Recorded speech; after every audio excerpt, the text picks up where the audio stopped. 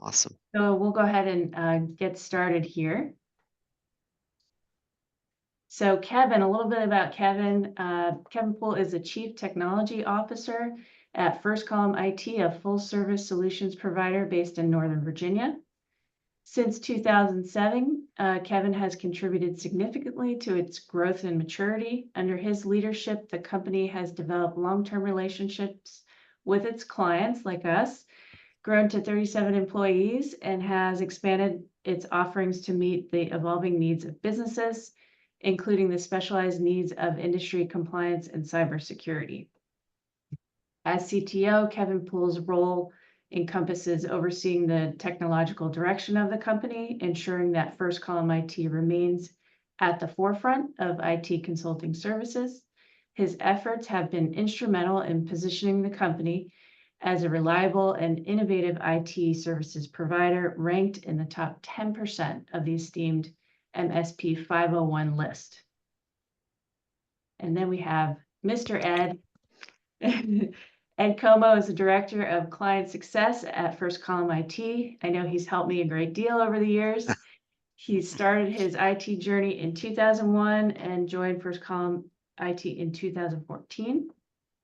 He has worked as a help desk technician, help desk lead, service manager, and now Director of Client Success. He is also a member of senior management. With that, I will go ahead and stop sharing my screen, and I'll let you both take it away. Awesome. Thank you. Well, thank you. Let me get technical side taken care of. All right. All right. Can everyone see my screen? We can. Awesome. Awesome. Well, thank you everyone for taking time out of your busy schedule to join us on this, we call it the 30,000-foot view of cybersecurity. Before we get started, I want to just throw a question out there. No show of hands, just I want you to bring it to the front of your brain. How many of you, either yourself, a family member, a friend, an acquaintance, or potentially someone where you work, have had their maybe identity compromised or have been faced with a cybersecurity threat or issue where maybe you saw some suspicious things happening on your credit card balance, or you've noticed things on your computer that shouldn't be there, and you feel that you fell victim to cyber criminals and cybersecurity? Everybody in their mind should be raising a virtual hand, because in some form or fashion, we've all been affected by it. And in the year 2024, having a cybersecurity mindset is probably one of the most important things that you can do, not just when you need to, but on a daily basis. And today, obviously, we have a short amount of time, but we're going to give you some information that I hope that you can take from here and do some self-study, do some self-research, and maybe make some personal changes to the way you handle things regarding your cyber presence that will protect you. This isn't meant to scare you, but it's meant to make you aware that these things are real. These things are real every day. No matter where you're at, what you're using, you can be affected by this. So with that, let's get going. So cybersecurity for everyone. So Verizon, the telecom giant, once a year, they gather tons of data and they create a data breach investigations report. And this is what we're going to be using today to give you the information that we have. We're going to be focusing, based on their report, we're going to be focusing on the top 3 breach access points that they have come up with their studies. And we'll be going through each one. You can see them here: credentials or passwords, phishing. This is usually through an email, but we'll share some other ways with that as well. And then exploits, which is typically through software vulnerabilities on your computer or on your cellular device, which is interesting. So we're going to talk on these. If you need to dive deeper, if you want to dive deeper, excuse me, in this report, you can simply go to Google and search out Verizon 2024 Data Breach Investigations Report, and you can download a PDF of that information. And if questions come up, please write them down. We're going to have a question and answer at the end, and you can ask us anything. Yes. Thank you, Kevin. All right, let's dive in. Everybody put on your seatbelts. We're gonna get going. So passwords. This is the number one method of breaches that Verizon came up with. So I asked the question, how secure are you? And these images on this slide, they seem silly, but Kevin and I, in our time in IT, we have seen this and we've seen worse. And so passwords and how secure they are and what you do to secure them is very critical. Some things that you should consider now as you're thinking through, oh my gosh, how do I handle my passwords? What can I do to make it more secure? Never reuse your same password that you're so comfortable with because you've been using it for 20 years across every online thing that you do. Anything you log into, you're using the same password. Don't do that, because if a cyber criminal does get that easy password, then they can apply that. They have tools that they can quickly just attack to each of your accounts. And if they get one, they have it all. So how do you fix that? How do you circumvent the cyber criminals' tactics? Well, you should consider using complex passwords or phrases. And they can be long. They can be a long password, unique mix of letters, numbers, characters. Here's an example of what we call a passphrase.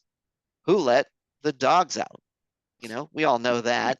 But look how that example of a passphrase is.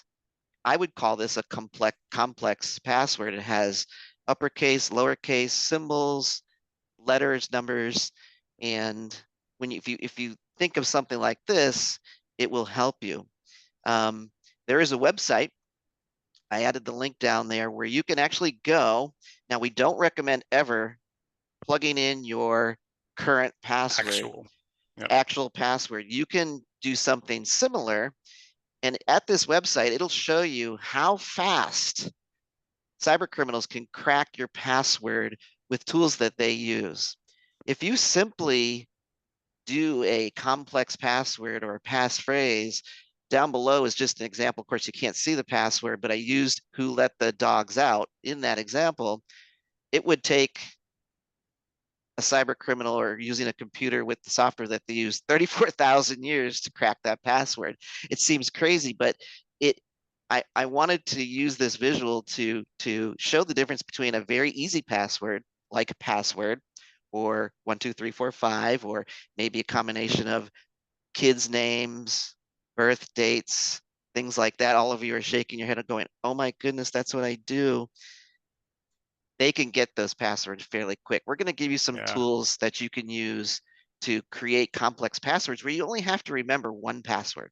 And so you don't need a 34,000 year cracked password, but something like green grass 55 exclamation with a capital G is going to be something you can remember, but is going to be uncrackable, basically. So we would recommend something like that. Yep.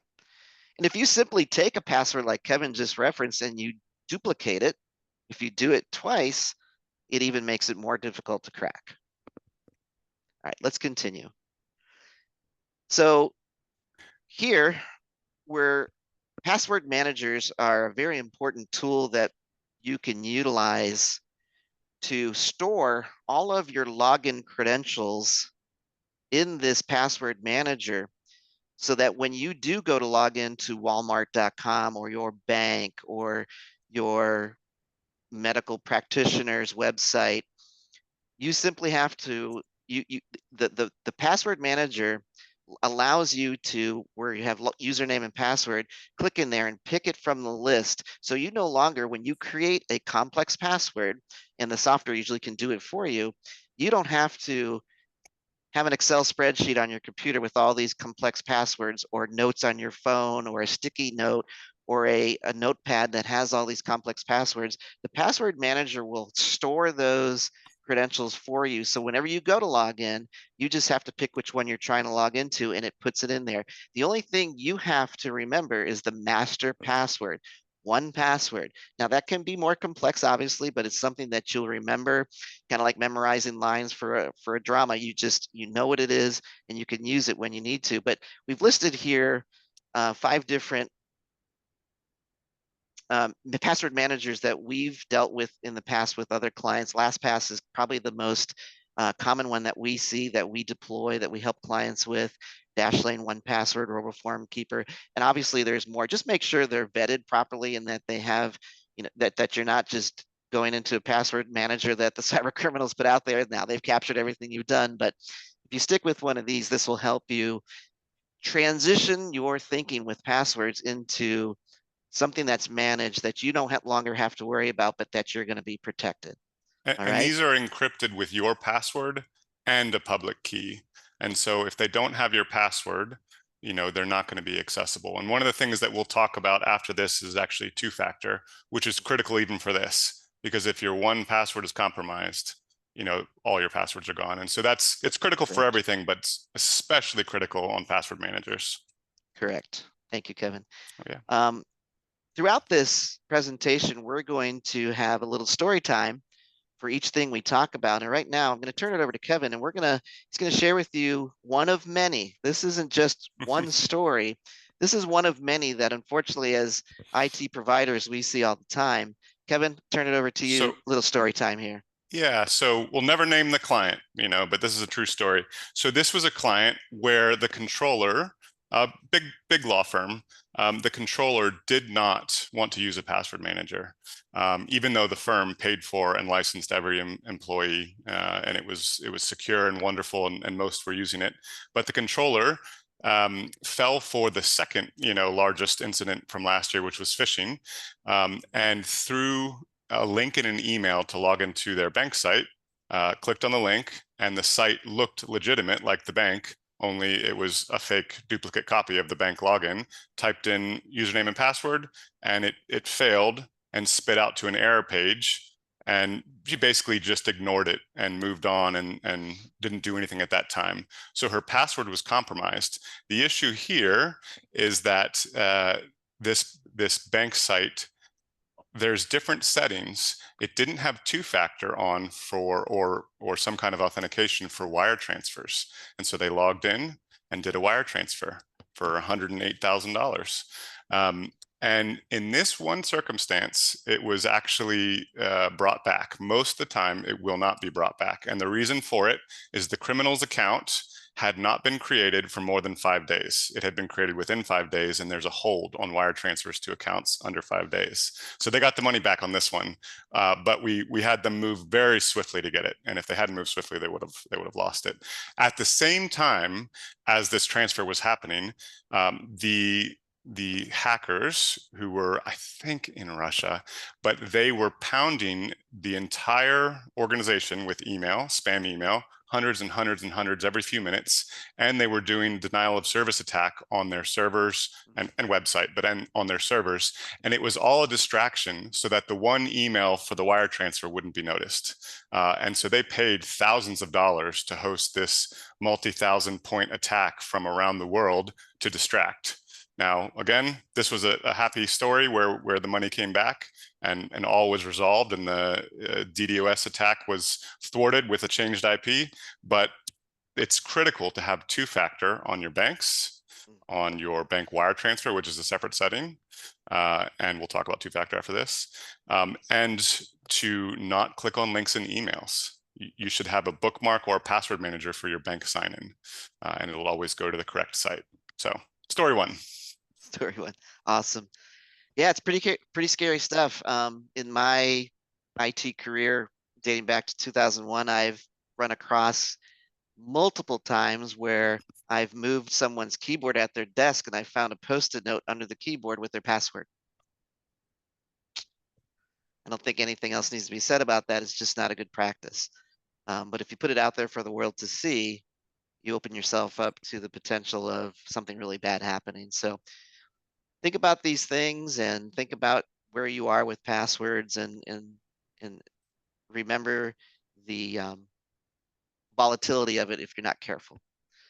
So 2FA, MFA. I'm sure most of you have seen that or heard that mentioned. We're going to dive into the next few slides explaining what those mean and how that can help. Should you not choose to have a password manager, at least put these two things into play. So MFA, multi-factor authentication, that type of secondary line of defense can involve two or more authentication factors. I'm going to read through these. So these typically include, when you're talking about multi-factor, something you know, something you have, and something you are. Something you know. This is the knowledge factor, something you know. And it's usually a password, an additional password, or a PIN number. A lot of us have PIN numbers on our debit cards or things like that, back of our credit card. Something you know. Something you have, this is the possession factor. And it's oftentimes a digital device specific token, like a smartphone app, whether you have an Android or an Apple device. In this instance, we're going to use the app Duo to reference this, or a physical key fob. We'll talk more about these in a moment, but something you have. The third thing, something you are, this is the inherence factor. This is a fingerprint scan, facial recognition. This is who you are. Retinal scan, things that you really can't change. This is your identity, as the picture to the left shows, a fingerprint. So multi-factor authentication, two or more authentication factors, which these are included. Kevin, anything you want to add to this screen? Yeah, I'll add on the next one. All right. Now we're going to talk about two-factor authentication. Two-factor authentication, it always involves two authentication factors to verify someone's identity. They have location-based factors, which verify your location. Maybe it's using GPS technology or an IP address. Then there's time-based factors, and those require authentication within a specific time frame. These are what we in our industry are called one-time passcodes. They're usually on a 30-second cycle, and they change. And so if that's your second form of two-factor authentication, those codes are really good. Then there's push notifications. This is the most secure. Our clients that have Duo two-factor authentication know that when they log into their computers at the office, the Duo software, the interface, sends a push notification to their cell phone, which gives you the option to approve or deny that push notification. We always tell people, listen, if you're not actively logging in, if you're on the beach in Tahiti and you get a push notification to your phone, please don't just inadvertently click approve because you don't know any better. Really look at it and say, ooh, that's not me. Something's going on. Someone Deny. has my password. Yes. Deny. Most importantly, if you see that, you should say something. If you see something, say something. Mention it to your IT professionals.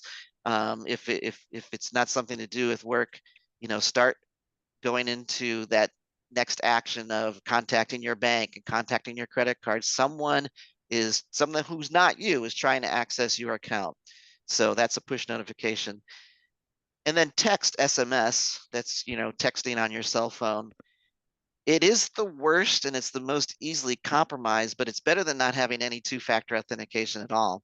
Kevin, why don't you jump in here and stress that importance? Well, so in two things to comment on. So when you start setting up two-factor, there's going to be text options, and then there's going to be the code that you would save in an app. And two common apps that I would recommend would be either the Duo app, which you can use for free, even if you don't have it at your company, or the Google Authenticator. And the key about setting up these apps is that when you go into the settings, you can set up backup. So when you replace your phone, or when your phone breaks, or whatever, you can transfer all the tokens you have saved to the new phone without having to redo them, which is a lot of work. So I would recommend those two apps. And here's the thing with text. So this is something that we always want to highlight. If you use an iPhone to iPhone text message, it goes over iMessage and it's an encrypted protocol. It's safe. you could send personal information, you could send credit cards. Now it's in the phone's history, but it's safe and it's safely transmitted. But if you use text messaging on an Android or iPhone to Android or Android to iPhone, those text messages are all pinged out for the whole world to the tower, to all the towers where they are, where the phone is registered, and they can be intercepted and they're wide open. So never send anything important, anything financial, any passwords, never send over text. And so that's why text is one of the worst, is because the two-factor code could be intercepted and used, but it's still better than, the fact if it can be intercepted, they'd also have to have your password. So that's why using text authentication is better than none. But just be aware that texting is not safe. Awesome. One other thing about two-factor, multi-factor authentication, most online entities, banks, your shopping, e-commerce sites, anything that you're logging into online should now in the year 2024 have an option to enable two-factor authentication. I would strongly recommend that you take a moment, look for that setting on that website, enable it, go through the little process that it's going to do so that it's another layer of protection. If you're going to keep the password protocol that you usually do, make sure to enable two-factor authentication or multi-factor authentication on any website that you log into. Yep. Let's go into an actual story time on this as well, because this is real life. Kevin, take it away. Yeah, once two-factor is enabled, you basically want to keep it enabled, and you still want to occasionally, we recommend yearly, change your password. So the story with this, I'm not even sure about, I won't even read the words, but essentially this was another law firm, a different law firm, and this was the boss. And the boss was annoyed with her two-factor, and she wanted to speed up the process while she was doing some changes and things. And she said, I need you to turn off my two-factor for everything and just let me work for a little bit, and then we can turn it back on. We turned off her two-factor, and almost immediately, within minutes, her account was compromised, logged in from other locations. Data was taken, contact lists were taken, email forwarding was set up, and email deletion was set up so that they couldn't be tracked easily. So if an email bounced back or came back, it would be deleted before she saw it. And her data from certain individuals would automatically get sent out so that they could see what was happening. And of course, there was full access to her OneDrive and anything she had SharePoint access to and all of her email. And this was within minutes. And what had happened is her password was compromised for a long time, but it was protected because of two-factor. And as soon as it was turned off, the brute force machines got in and immediately started making lots of damage. And so, you want to change your password yearly, even when using two-factor. And that's why password managers are so critical, because it's too much to track. In my password manager is over 200 websites of passwords that are all different passwords. And I could never remember that. So password managers are critical. But Awesome.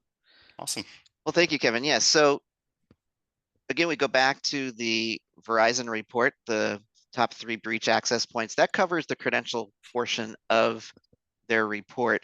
And now we go into the second highest rated breach access point, and that's phishing. So we're going to go phishing, but we're not going to go F-I-S-H-I-N-G. We're going to go P-H-I-S-H-I-N-G, phishing. I know you guys have all heard about that, but let's dig in a little deeper and really even talk about social engineering, because it's a big thing. So phishing attacks, social engineering. What is phishing? Phishing is an email that's designed to fool you into giving information or compromising your system, usually for financial gain. Happens all the time, unfortunately, and we have to be diligent at recognizing it and seeing it when it really is. Oops, sorry about that. Go back. Yes, we'll post about the password managers. Yes. And in those phishing emails, there's going to be at least one of the following things within the email.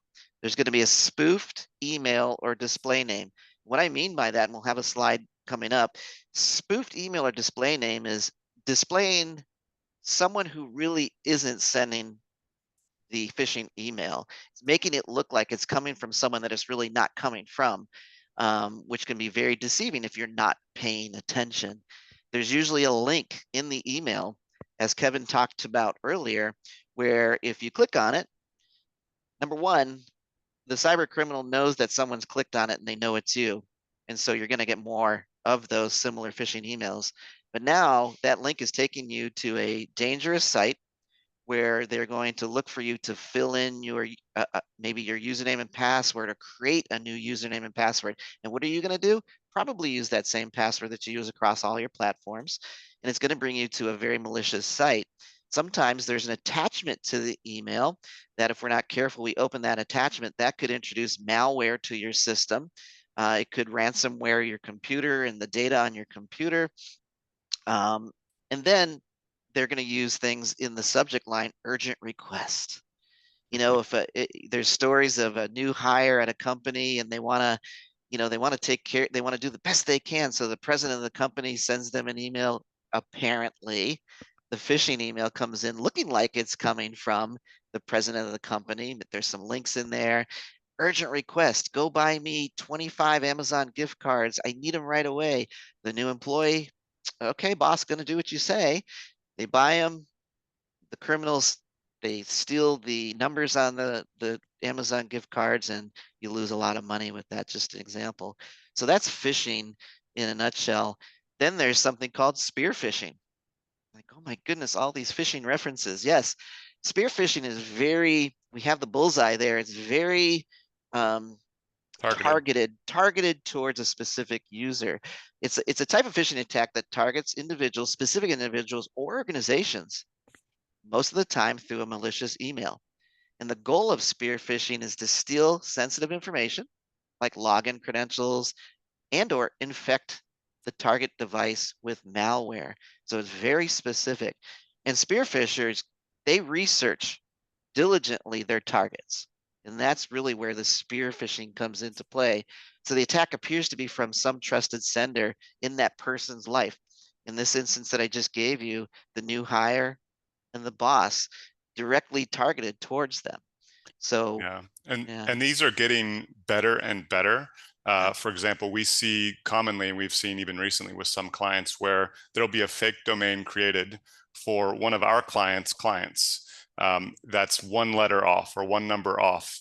And with the same name, the same domain, everything works. All the email records, the SPF records, everything that would flag it as spam are created and done correctly. The email is sent to look like the client and says, hey, we've changed account information. We'd like you to send the next payment to this one for the next order. And they give the account information. And we've seen where clients have changed and updated the account and sent $60,000 to this new account. And they didn't get it back. And so they're getting very targeted and they're getting better, and they won't be flagged as spam if they're done in this way. So correct. Thank you, Kevin. mm-hmm. So always verify with a phone call is what we say when you're changing account information. Right.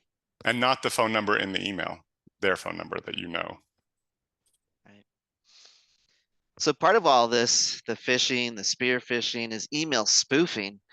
And again, another comical word, but unfortunately it's not. Spoofing, it's a tactic that the spammers use to fake a name or an email address. They use this to trick you into thinking the email is coming from someone that it's not. Back again to that new hire and the president of the company. And I give you a screenshot here just to show you from the sender's line. This particular example, it's showing two things here. It's showing it's coming from PayPal, but then it's showing an address of Apple. But it might be something completely different. It's certainly not showing who the actual criminal is. They're trying to spoof it to make it look like that it's coming from someone that you trust, that you've heard of, but it's really not. Big ones are FedEx email spoofing, where it looks like it's coming from FedEx. Hey, you have a package. Click on this link to track the package. Oh, please don't. If you're not expecting a package from someone, don't click on a link that tells you that you have a package coming. There's tricks to do this. You could take your mouse, you can hover over a link, and it'll give you a pop-up or pop-out of the complete address. And usually if you study that, you can say, oh, no, this isn't coming from FedEx. This isn't coming from PayPal, nor is it coming from Apple. This is junk. Delete the email. A lot of times the links in these type of email spoofing emails is to steal your password. It can take you directly to a malicious site that will steal your password. All right, we've done phishing. We've done spear phishing. We've done spoofing. We're going to keep going with these crazy words. We're going to talk about smishing. This is the new rage. This, it was just a matter of time, not a matter of if. Smishing is a cyber attack that targets individuals through SMS text messages on your phone. In these type of attacks, the cyber criminals, they send, again, deceptive text messages to lure us into sharing personal or financial information, clicking on malicious links in the text, downloading software or applications. It's a big deal now. Yep. And so be aware. Everybody gets sorry, Kevin, everybody gets tons of emails. People might say, oh, I don't have time to look through these. We get a ton of text messages. Be diligent. And if you don't recognize the sender, just swipe it, delete it. Kevin. So this is an area where it's critical to keep your phones up to date, whether Yes. Android or iPhone. There are vulnerabilities and attacks that come out almost monthly, sometimes every other month, where a text message to your phone, some of them I've seen where you don't have to open the message, and some you do have to open it, but you don't respond, you don't click anything, you just look at the message or see it, and your phone is compromised then if it wasn't up to date. And so it's critical that you keep your phones up to date. There is an app that will scan for many of the vulnerabilities if you had gotten compromised, called iVerify.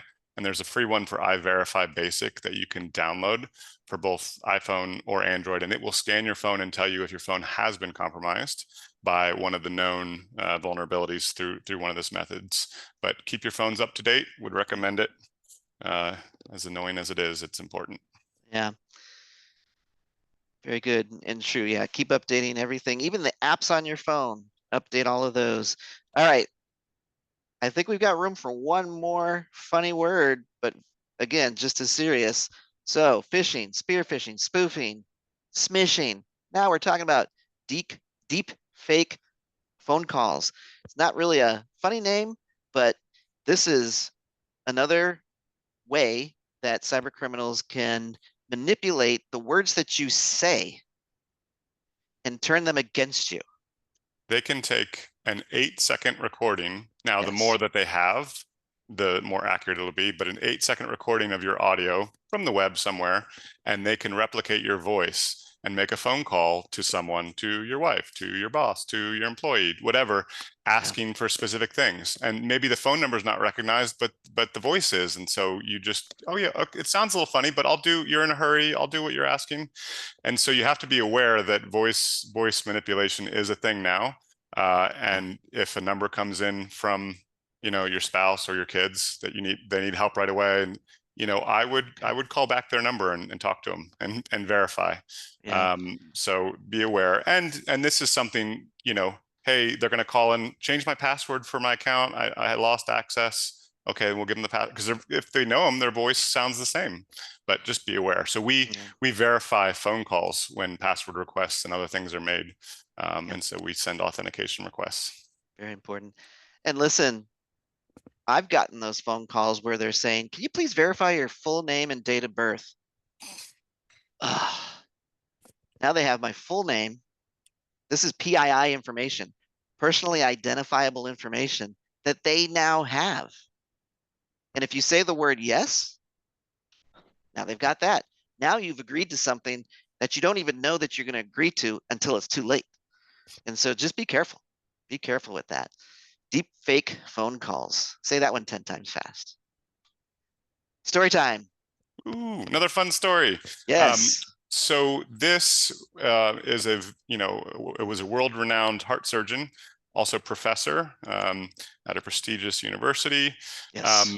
Wonderful individual that we've been supporting for a long, long time. Received an email that the renewal for security software went into effect, and it was, but the charge went wrong, and please call this number to fix the charge. And the individual called the number and talked through them, and nice enough people, and just needed to gain access to fix the software and fix the charge. So they logged into his computer and installed a little backdoor that, was undetected, and were able to pull passwords from the browser that were saved. log into the bank account. And then to fix the transaction, they did a small wire and then credited back with an ACH credit back to his bank account. In the online banking, his bank account showed that he had money arrived, ACH, and it was 10 too many. And they said, oh no, they reached back out and said, we did too much. I'm going to get fired. My boss is going to be so mad. And he said, oh, no, okay, well, I'll wire you and I'll send it back. And so he wired them money a second time. And then they did an ACH credit back to his account again with an extra 0, even more than the first time. And then called in a panic. And my boss is going to fire me. I need you to. And they did another wire transfer. And the ACHs that showed up in his bank account were fake. They disappeared after 3 or 4 days. They were unverified, not fake. They were real, but they were unverified and they were never going to go through. So this gentleman who we love lost over $120,000 through this, and he took 3 days to tell us.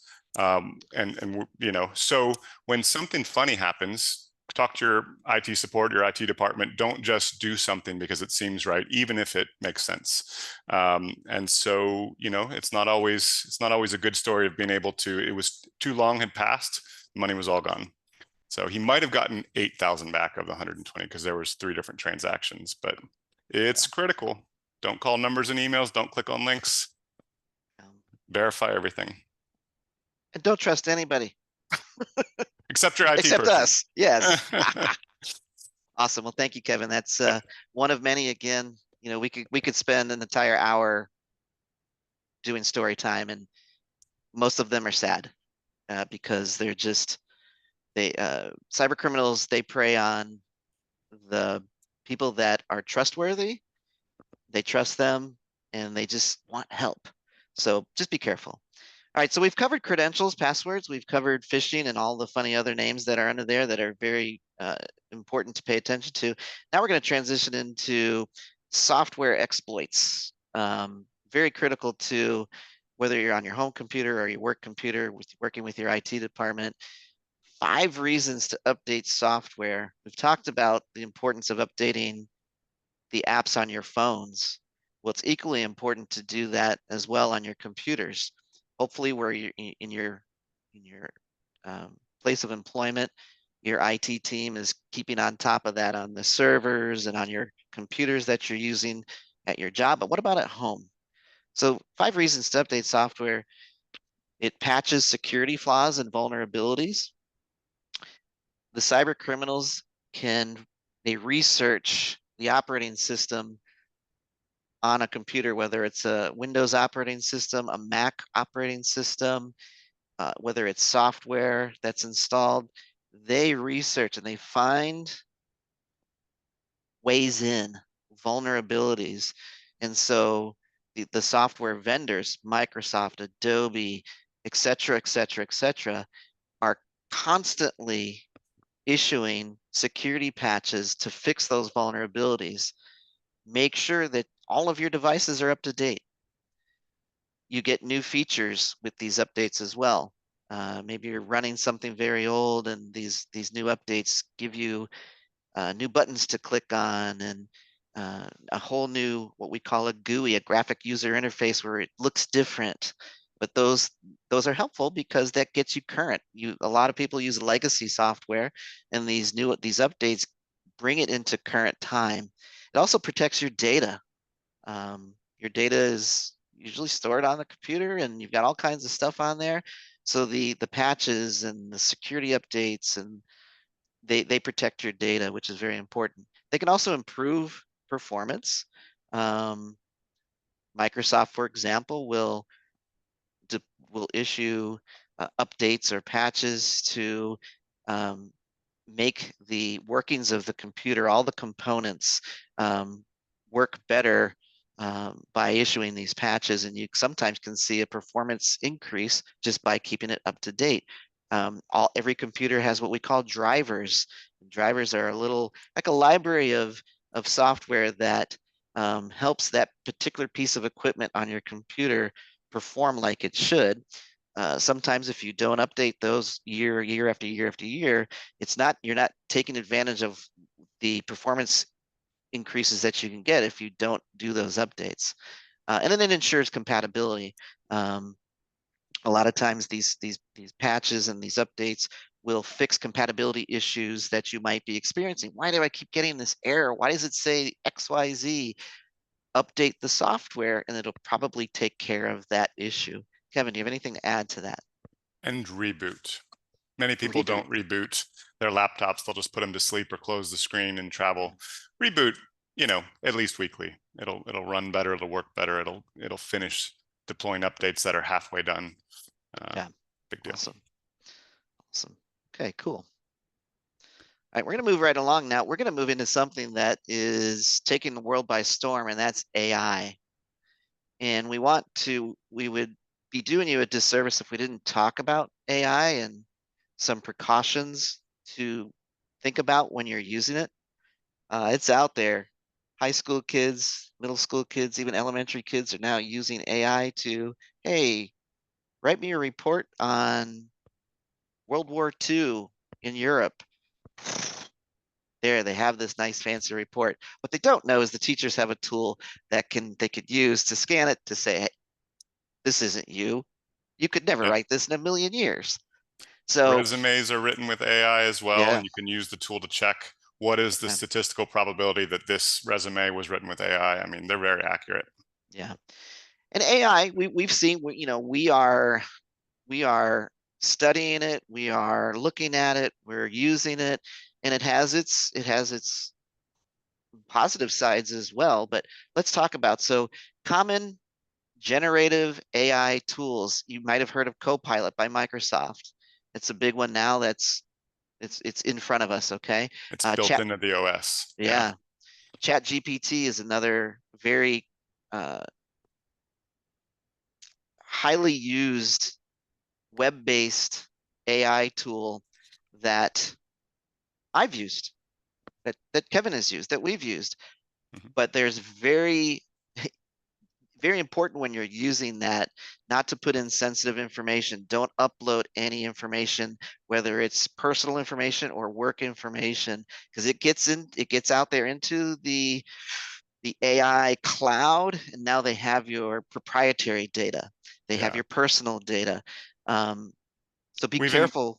Go ahead, Kevin. Yeah, I was going to say, we've instructed our employees to never copy any client data into AI, never copy any of our company data, but instead it speeds up a lot of outlines, summarizing large amounts of data, writing quick content that you can then improve, because the content without being proofread and improved is pretty terrible.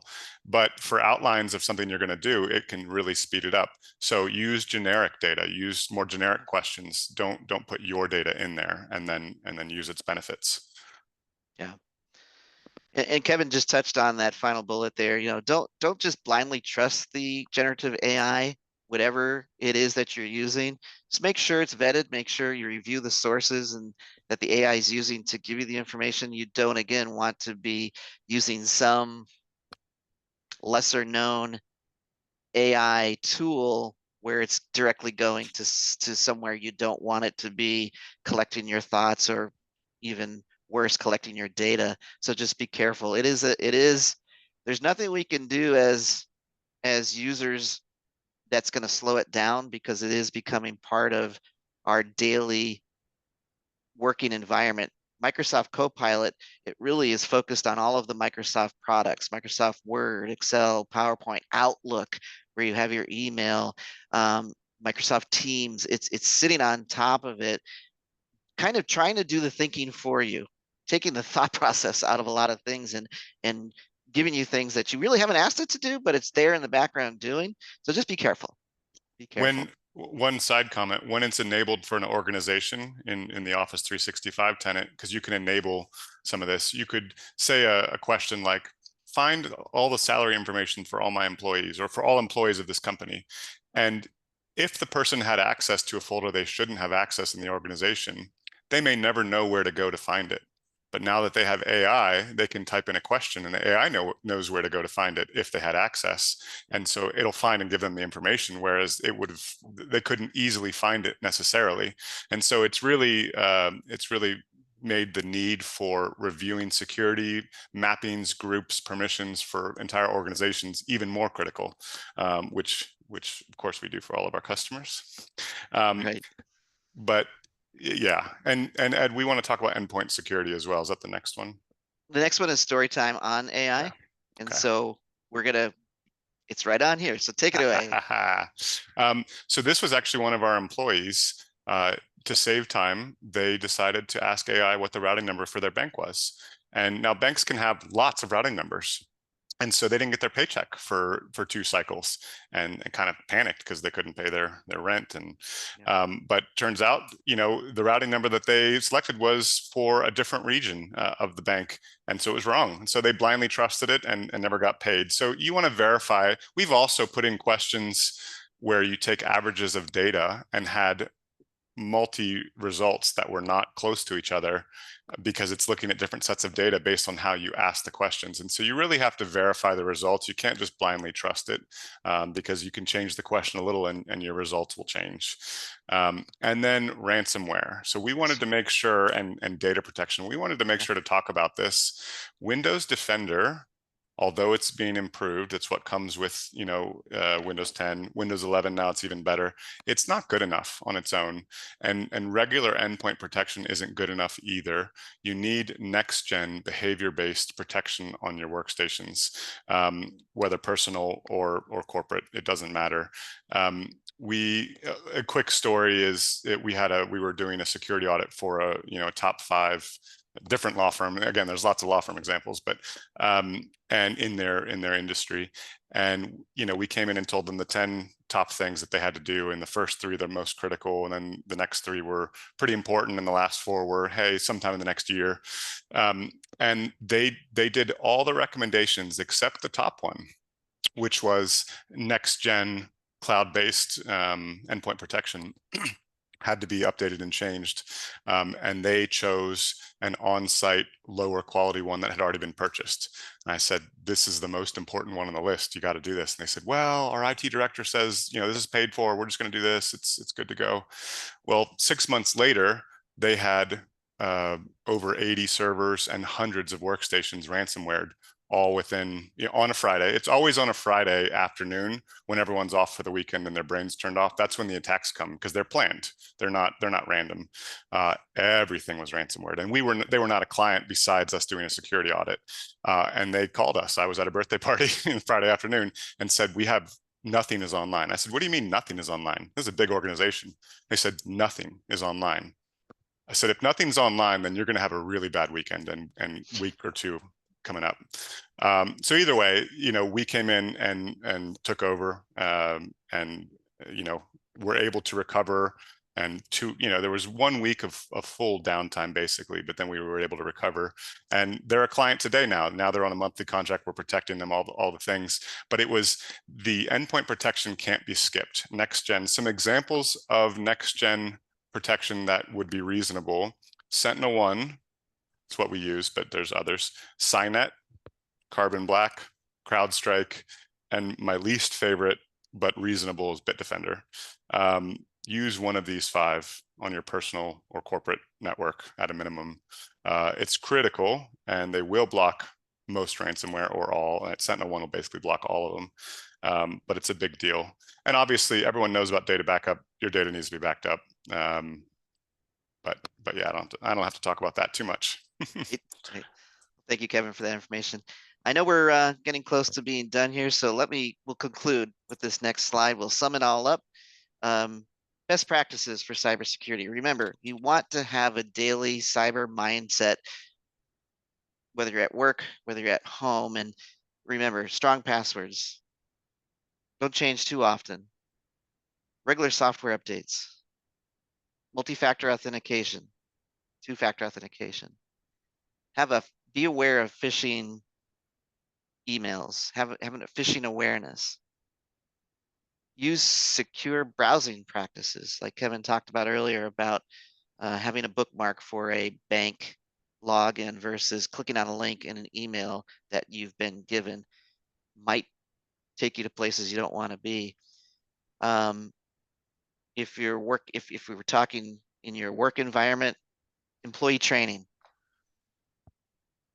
Cybersecurity awareness depends on learning and being made aware of these things that we've covered today. If no one tells you, how are you going to be aware? So if there's training that your place of employment offers, take it, do it, take it seriously.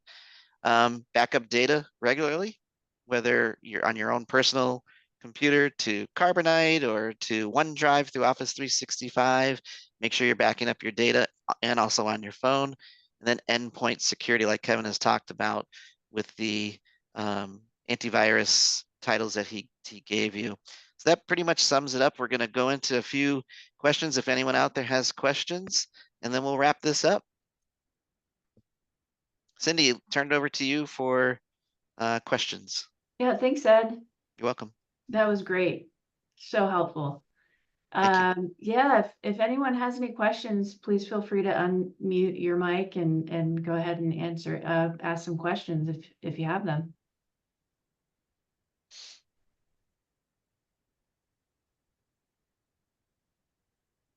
Just to comment on the backup. So OneDrive is wonderful and can be synchronized to a computer, to your My Documents, your desktop, your pictures. If you delete something out of OneDrive, it's only backed up on Microsoft for 30 days. So it's not a true backup solution, but it's certainly better than not having an offsite copy.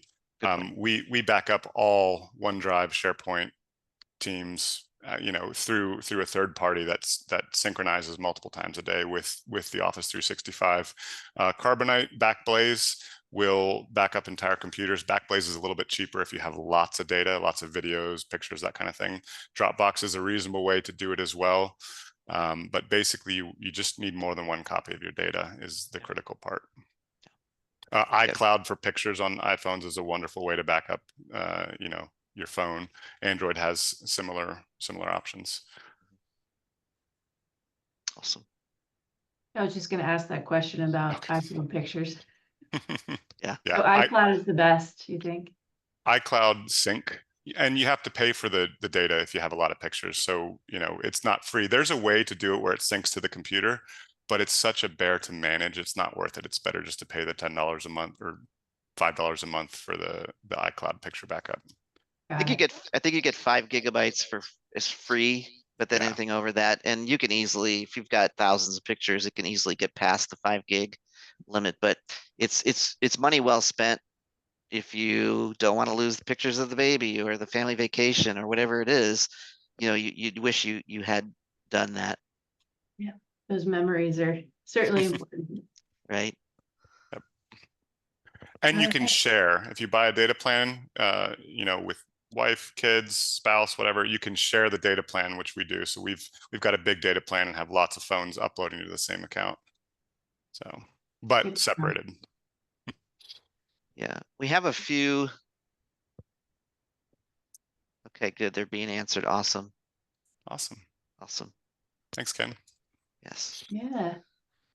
Well, listen, Ken. Yeah, we really appreciate the opportunity to spend time with you guys today. Sorry it went kind of long, but we hope that the information that we provided you is at least stimulating you to have a more cyber-mindedness every day versus when something bad happens. Because when something bad happens, it's too late. Yeah, absolutely. And everything you talked about, I think everybody that's on here can apply to their everyday lives. And awesome. So everything was super helpful. So thanks again for taking the time. And we appreciate everyone else taking the time to join us today. So I hope everybody has a good rest of your day, unless you had something else to contribute. I think we're all set. All right. Thank you, everyone. All right. You take care, everybody. Thank you. Thank you. Bye. Bye-bye.